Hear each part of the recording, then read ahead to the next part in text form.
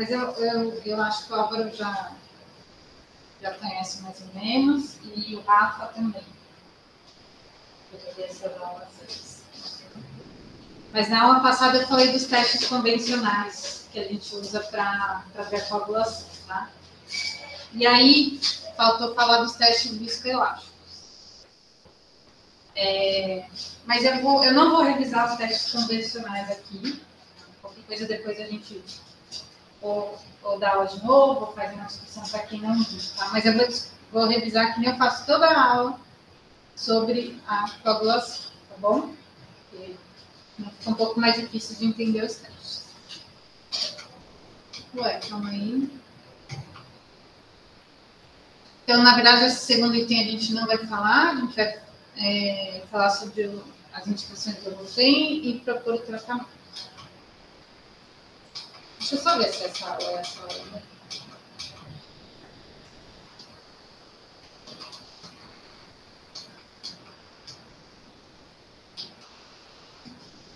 Então, assim, só lembrando que a gente tem a hemostasia primária e a hemostasia secundária, tá? A hemostasia primária, na verdade, é primária, mas ela ocorre simultaneamente a hemostasia secundária, tá?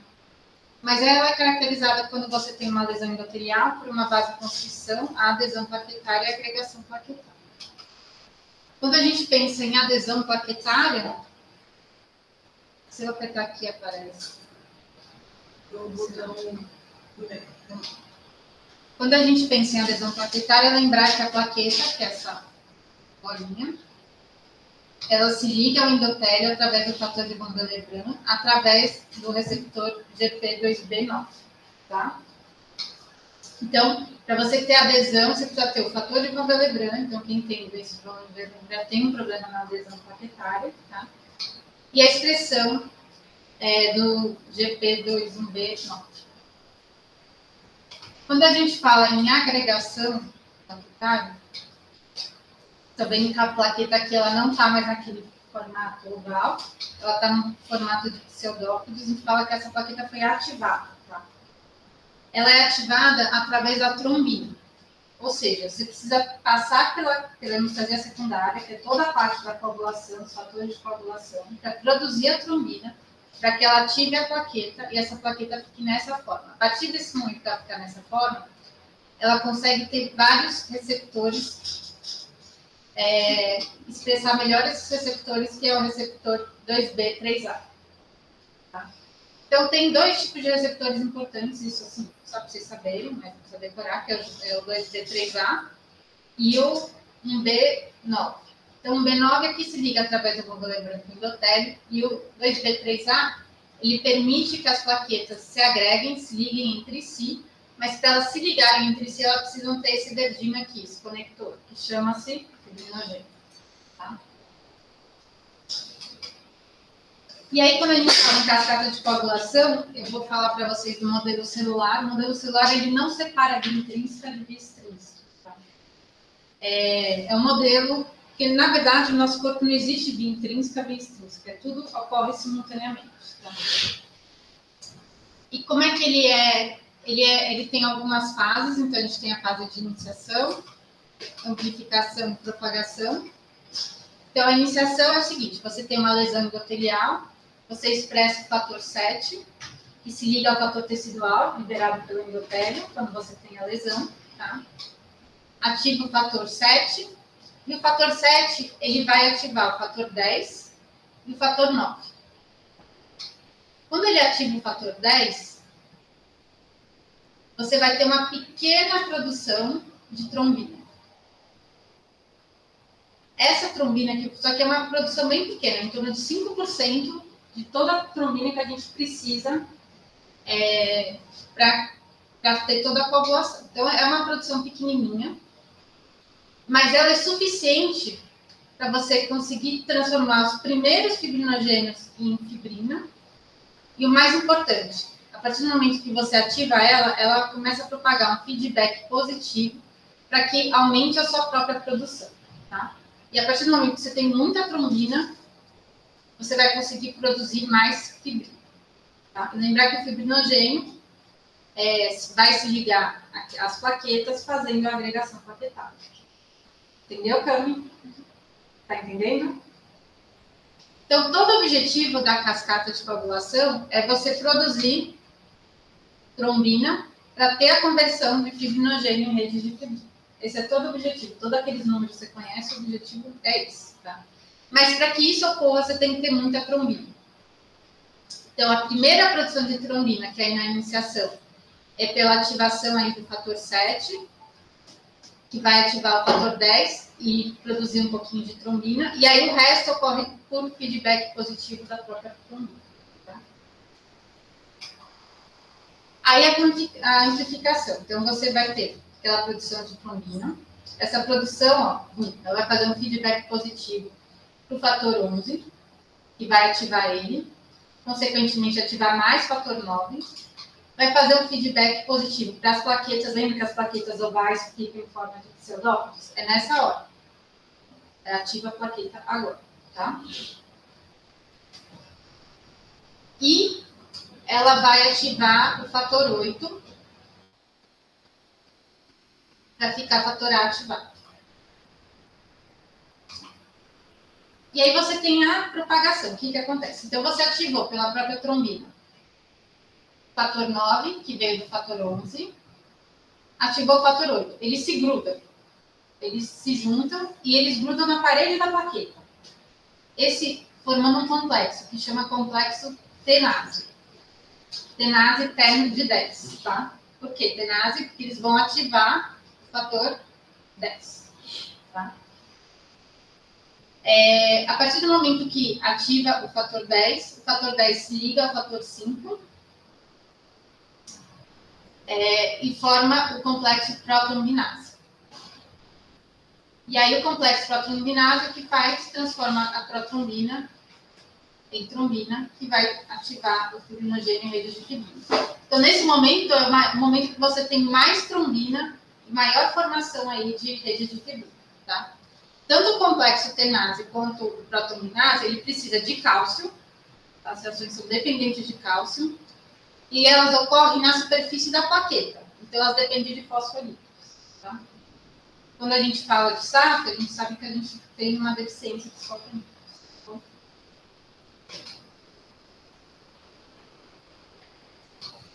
Só para lembrar, o fator, a trombina, ela também, além de ativar todos aqueles fatores de coagulação, ela também ativa um outro fator, que chama fator 13. Tá? Esse fator 13, o que ele faz? Ele transforma aqueles monômeros de fibrina, tá, em polímeros de fibrina, que forma aquela rede de fibrina. E faz a estabilização do coágulo. Então, você vê que o coágulo é a fibrina, a plaqueta e as hemácias. E, por fim, a gente vai ter a fibrinólise. O que é a fibrinólise? É a destruição do coágulo, tá? Então, se a gente começa a produzir coágulo no corpo inteiro, você precisa ter um mecanismo para dissolver uma parte desse coágulo, tá? Que é a fibrinólise. O que é a fibrinólise? O que acontece? Você tem uma proteína chamada plasminogênio, que é ativada através do ativador de plasminogênio, que é o TPA, tá? Ela vai virar plasmina e vai dissolver aquela rede de fibrina em dedímeros, produtos de degradação da fibrina. Tá? Quando a gente fala de transamin, só para lembrar, o transamin ele inibe a ativação e a ação da plasmina por competição. Tá? Então, ele compete com a plasmina e ela diminui a ação da plasmina. Ou seja, quando a gente dá o transamin, você está inibindo a ação da plasmina, ou seja, os dedímeros, os produtos de degradação da fibrina não são formados, tá? Entendeu? Que diminuem a ação e aí a clivagem da rede de fibrina acaba sendo menor. Aí aqui a figura que eu sempre falo. Paulo, explica essa figura.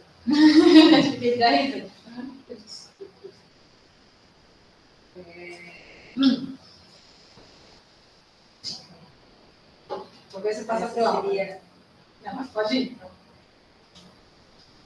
Quando a gente tem uma parede, a gente pensa um pouco no tijolo e no cimento. Um é plaqueta, o outro é fibrinogênio. Quem é quem? O tijolo seria a plaqueta, o cimento seria o fibrinogênio. Tá, e aí? Então, acho que essa figura seria que se você tem só tijolo, a parede não se sustenta e ela cai, que seria essa parte aqui de baixo. Então, você precisa de fibrinogênio para deixar a parede mais firme. Então, mesmo que você pode até ter pouca plaqueta, mas se você tiver fibrinogênio, você consegue deixar a parede mais firme. Consegue segurar melhor. Segurar melhor. Se não tiver fibrinogênio, se tiver só o tijolo, no caso de plaqueta, essa parede não. Vocês entenderam? Por isso que o fibrinogênio é o principal fator de coagulação. Tá? Então, se você, toda vez que a gente tem um sangramento, ou a gente fica muito aflito, né, que o paciente está plaqueta preta, plaqueta de 2000, é legal a gente dosar o fibrinogênio. Porque se o fibrinogênio está bom, estiver alto, fica mais tranquilo. A chance de sangrar é menor. Tá? Agora, se os dois estão baixos, a chance de sangrar vai ver.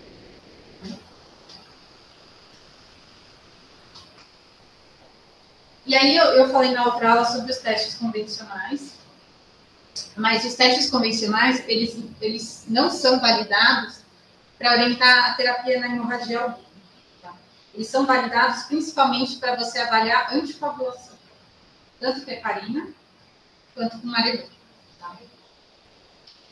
O TPA é validado para você usar para heparina não fracionada, quando você está em bomba de infusão contínua. E o TP, né, principalmente o MR, para ação do marebrol da varfarina. Quando você tem uma hemorragia aguda, tanto o TP, o TPA, o tempo de trombina, eles não são totalmente validados para você manejar o sangramento ativo. Tá? E por quê? Porque eles não consideram todas essas interações dos fatores de coagulação que a gente viu agora. Você vê que tudo interage entre si. Então, via intrínseca e via extrínseca, no final, é uma via só, porque um interage ao outro. A hemossasia primária depende da hemossasia secundária para funcionar, depende da trombina, depende do fibrinogênio. E você separar a via intrínseca da via extrínseca, você não consegue ver a interação de todos os fatores entre si, assim como você não consegue ver a influência da temperatura. Tá? E eles refletem tardiamente a hemossasia em vivo. E quando os testes de coagulação alteram, você já tem um déficit maior que 50% da coagulação. Tá? E a influência da hipotermia não é mensurada. E aí foi criado, lá na década de 90, quando começou a usar os testes viscoelásticos. Os testes viscoelásticos é uma representação gráfica. O que é? Eles representam graficamente como se fizesse o desenho do quadro. Tá? O que está acontecendo com o quadro? É uma representação gráfica. A partir do momento que vocês começam a entender isso, é muito mais fácil de vocês interpretarem o que está acontecendo. Tá? Você utiliza o sangue total. Eu acho que ainda esse ano a gente vai ter o Rotem, o centro cirúrgico. Tá? Então, muita gente vai conseguir, pelo menos, se a gente não... Eu acredito que a gente vai usar os pacientes na UTI, mas no começo, eu acho que todo mundo pode ir no centro cirúrgico, ver como funciona, para vocês verem como é que é. Tá? Você utiliza o sangue total, então você pega uma amostra de sangue. Porque os outros testes você separa plasma o plasma das hemácias, então aqui vai tudo, vai sangue total, e aí você consegue ver as interações entre as diferentes células do sangue. Pode ser realizado na temperatura do paciente, e a principal função é que você consegue fazer uma terapia guiada e racionalizar mais transfusões. Então, esse slide está um pouquinho desatualizado, porque antigamente, pouco tempo atrás, a gente tinha o TEG, que é a tromboelastografia, que a gente praticamente não utiliza mais. Tem a tromboelastometria, que é como se fosse um avanço, uma melhoria do TEG. E agora a gente tem a tromboelastometria com um único canal, mas que você consegue fazer os 4 exames simultaneamente. Tá? E facilita bastante. Imagina. Apesar de você não poder escolher o exame que você quer, e às vezes até academicamente é mais legal e até você pensar em economia, você conseguir escolher o exame que você quer, um canal é muito mais... você pega só uma amostra de sangue, coloca ela na maquininha, ela lê na hora, tem muito mais estabilidade, então acaba sendo muito mais prático. Tá? Mas esse aqui eu botei o primeiro, né? São 4 canais que ainda vendem, então aí você escolhe se você quer de um canal para 4 exames, se você quer 4 canais, e com ele você consegue fazer 4 testes de maneira simultânea, tá? Às vezes você pode usar até dois canais para um paciente e 2 canais para outro paciente. Ou 4 testes no único paciente. Como é que ele funciona? Então, você tem uma pipeta com sangue, que você coloca aqui, ó. Aqui estão os reagentes, aqui você coloca a pipeta, você escolhe qual teste você quer fazer. Tá? E aí, você tem esse pininho aqui, e esse pininho vai rodar no sangue, assim, vai rodar aqui, no meio braço, fica rodando. Tá? E você coloca alguns reagentes para acelerar a formação do coágulo. Tá?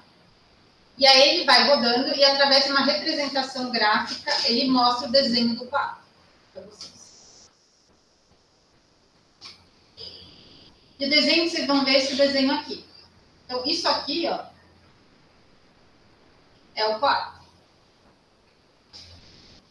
E aí quando você pensa em coagulação, a primeira parte aqui é o tempo de coagulação ou tempo de reação, se você for pensar na tromboelastrografia, que é aquele mais antigo, tá? Eles têm nomenclaturas diferentes.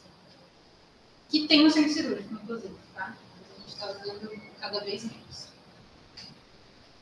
Aí, aqui depois tem o CTF, depois eu explico o que quer dizer, e na tromboelastrografia é o K. Aí tem a máxima amplitude do coágulo, assim, o coágulo vai se formando, né? Vai chegando na máxima amplitude, e aí você tem uma quebra do coágulo, que é a fibrinosis, tá? Então aqui é um desenho, esse roteiro não está normal, tá?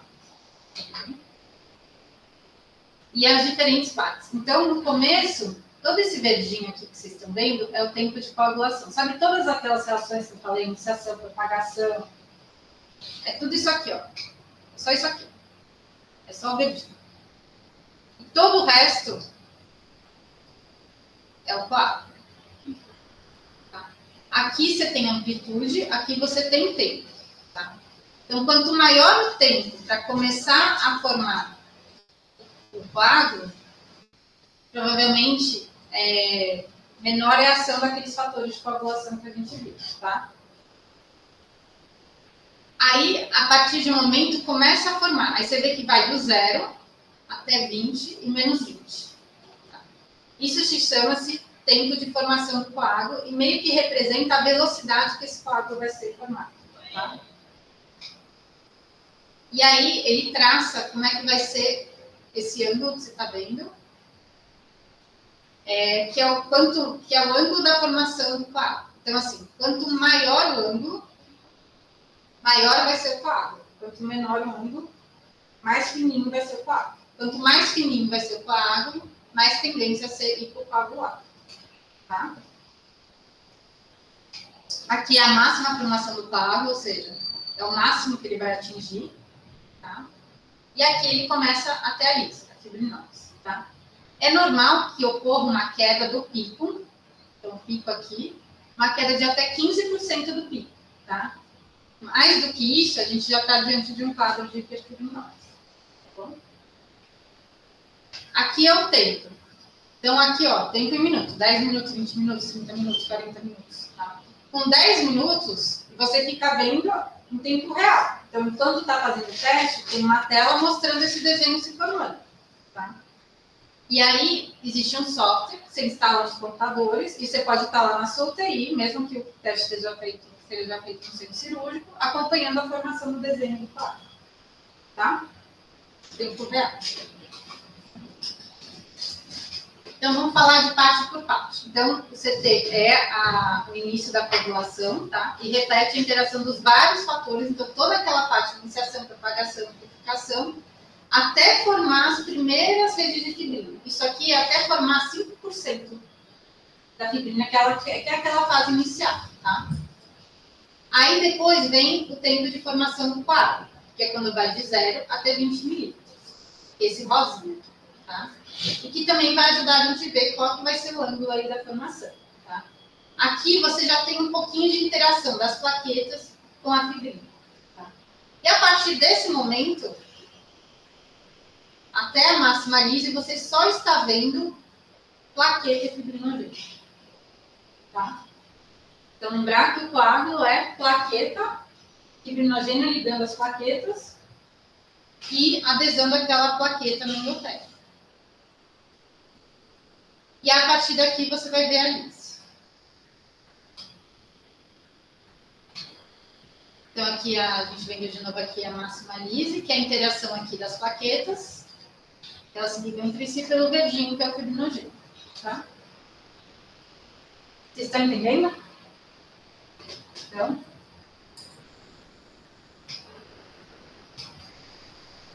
E aí, depois a gente vai ver a fibrinólise. A fibrinólise você vai ver pelo ml, que é a máxima lise. A máxima lise, eles já calculam em porcentagem, tá? Então, quando eles vêm para vocês, eles já colocam qual que é a porcentagem da máxima lise. Tá? Que é quando começa a cair, a gente espera que caia até 15% da pica do MCF. E aí você vai repetir a fibrinólise. Ou seja, isso aqui é um desenho do seu coágulo. Então, se você está vendo um coágulo, um desenho assim, o que vocês imaginam? Sem saber os números. Qual é o teu nome? Lívia. E aí, Lívia, o que você acha?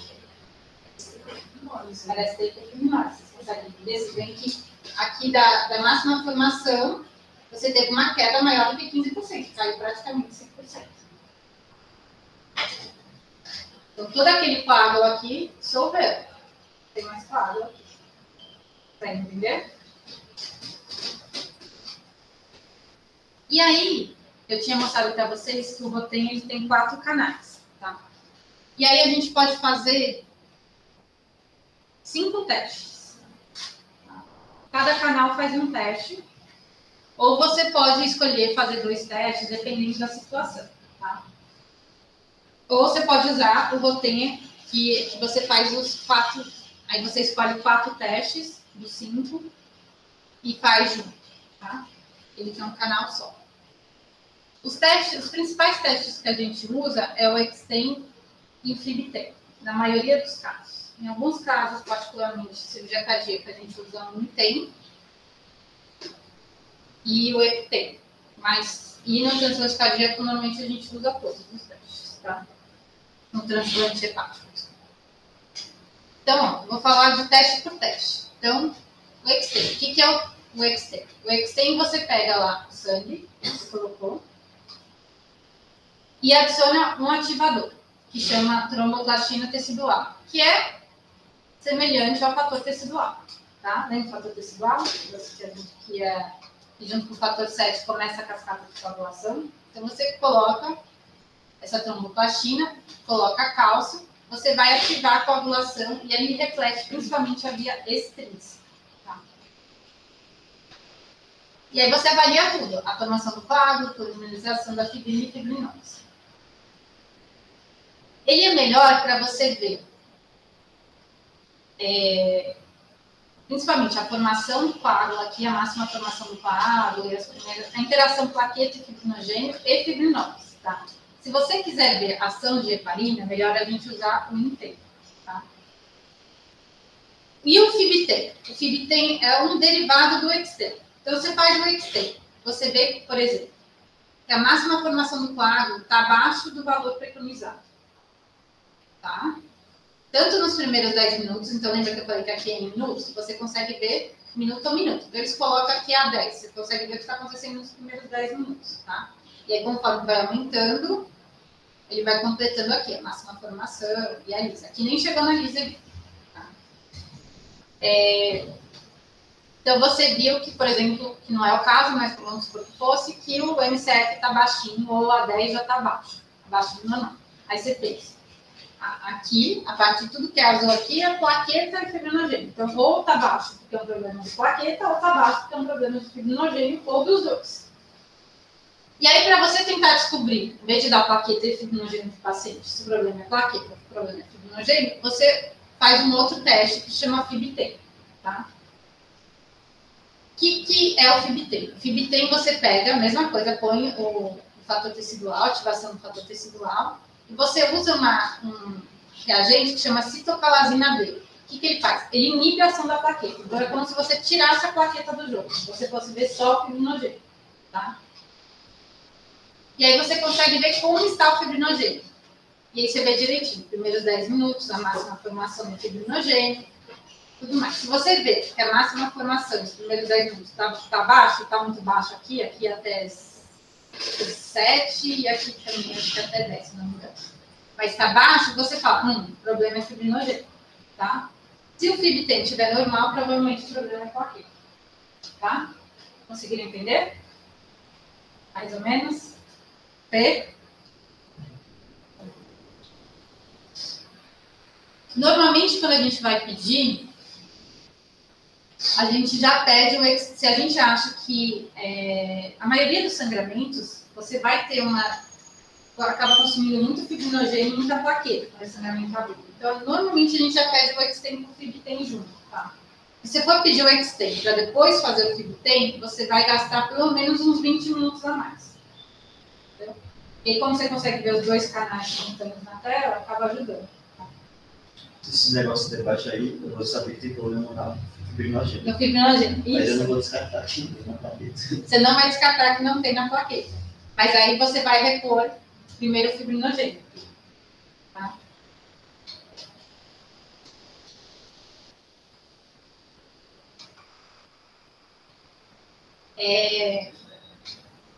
Aqui é outro Extem. Vocês estão vendo aqui que é muito parecido com aquele que a gente viu, que eu mostrei para vocês inicialmente. Aqui está tudo normal, só que na hora que atingiu a máxima formação do coágulo, na hora que começa, você vê que não cai 15%, cai tudo. Tá? Então, a gente está diante, provavelmente, de uma fibrinólise. Se você quiser ter certeza absoluta que o problema é fibrinólise, normalmente a gente não usa, tá? Mas se você quiser ter uma certeza total, isso é fibrinólise ou sei lá, se é um problema de algum fator ou algum anticoagulante natural, proteína C, proteína S, enfim. Você pode fazer o teste de Aptem. O que ele faz? Você põe o fator tecidual ali, a tromboplastina, e você põe a protinina, que é uma inibição da fibrinólise. Vai inibir a fibrinólise do paciente. Então, aqui está vendo. Aqui tem parece ter fibrinólise. Aí você põe a protinina e ela inibe. Quer dizer que é o quê? É a fibrinólise. Tá bom? Mas a gente quase não usa o Aptem. Tá? E dificilmente não é fibrinólise quando você vê uma figura assim. Tá? E o Intem? O Intem, você avalia, você põe um ativador. Quando eu falo em ativador, é para acelerar aquela formação do coágulo que você consiga ver mais rápido. Se você não pôr ativador nenhum, ele vai formar o coágulo na tela, mas vai demorar mais. Tá? Que é o Natem, que é aquele que você usa mais até para estudo. Ele vai ficar demorando mais até você saber aí o que está pegando, demora um pouco mais, tá bom? Intem, ele é um ativador de contato, que é o ativador que usa para você fazer o TTPA, tá? Para você ver, para começar a via intrínseca, que é o ácido elástico, mais o cálcio. E ele é legal para você ver, lógico, você vai ver a máxima formação do coágulo. Aqui continua sendo plaqueta e fibrinogênio, mesma coisa, só que ele foca aqui, ó, na primeira parte. Que é a parte que tem todas as interações dos fatores de coagulação, tá? Se você vê que o Intem, que vê mais via intrínseca, tá demorando, o coágulo está demorando para abrir, só que é em tempo, né? Não abre, provavelmente você tem uma deficiência de algum fator da via intrínseca. No Extend, se você vê que o Extend, essa parte inicial também não abre, provavelmente você tem algum problema na via, nos fatores de coagulação que envolvem a via extrínseca, tá? Por exemplo, os fatores dependentes da vitamina K. Mas se por acaso essa partezinha aqui, vocês veem, tá largando e não abre, eu faria o Extend junto, para você ver se não está abrindo só por conta dos fatores da via extrínseca ou se tem fator da via intrínseca junto, tá?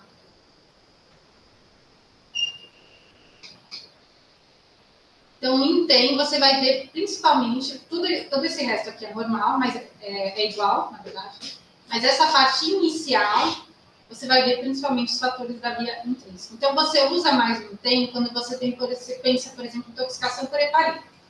O paciente na cirurgia cardíaca começa a sangrar no pós-operatório, você não sabe o que está acontecendo. Falaram que reverteram toda a heparina, mas você não tem certeza. Enfim, você pode usar ele para ver. Se por acaso o coágulo não abrir, provavelmente é heparina.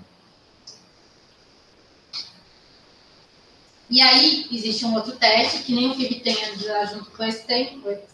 O EXTEM, você pode fazer um derivado do INTEM. O que é o EXTEM? Você degrada a ação da heparina. Você usa uma heparinase, que degrada a heparina. Então, se você acha que aqui é a ação da heparina, você degrada essa heparina, e aí você vai ver que ele normalizou. Se ele normalizou, era muita heparina. Entendeu? Se não, pode ser algum outro fator de coagulação não associado aí à via intrínseca.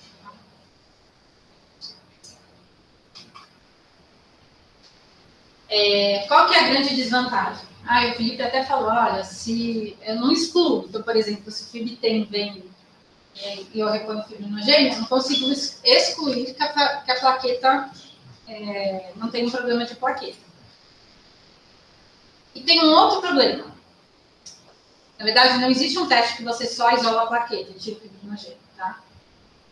Tem outro problema. Se você tiver distúrbio qualitativo de plaqueta, então, por exemplo, a plaqueta ela não age, apesar de você ter plaqueta lá, a qualidade da plaqueta não é adequada. Por exemplo, naqueles pacientes urêmicos, que você tem às vezes um número de plaqueta adequado, mas o paciente fica sangrando por tudo quanto é sítio.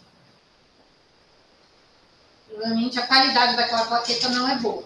Por exemplo, aqueles pacientes com doença de von Willebrand. Tem a plaqueta ali, bonitinha, o número está adequado, mas ela não consegue se ligar, fazer adesão ao endotélio, porque ela precisa do fator de von Willebrand. Tá?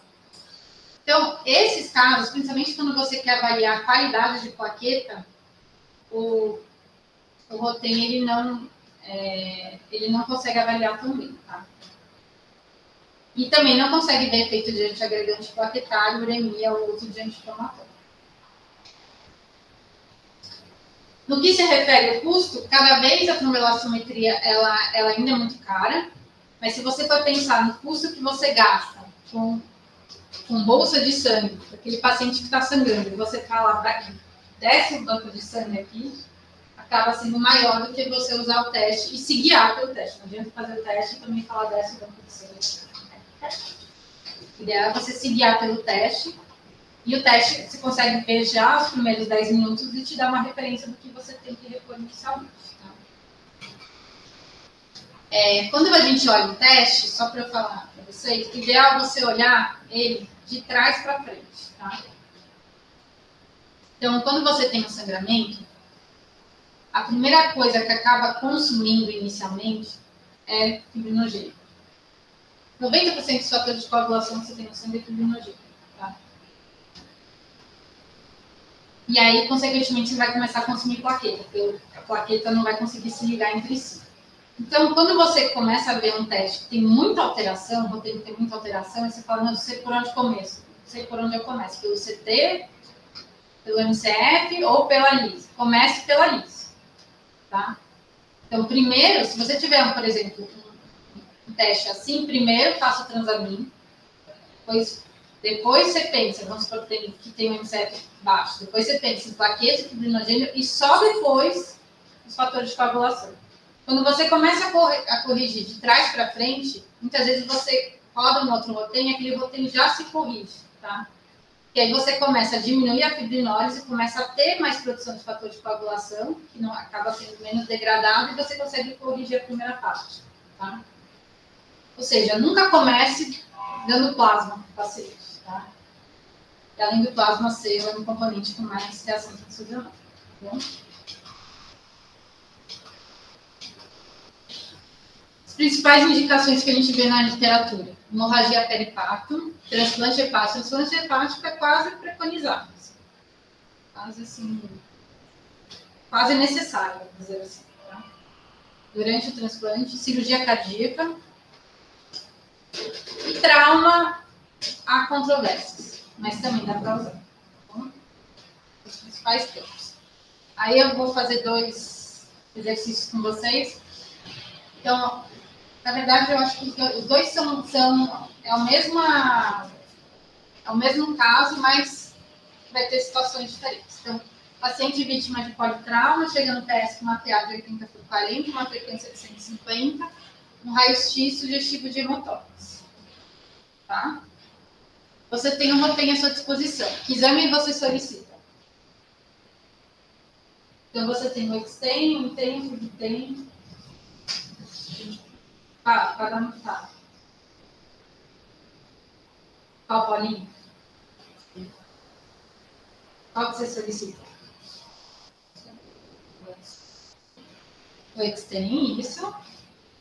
Mais algum? Querem pedir o Extend? Só o Extend?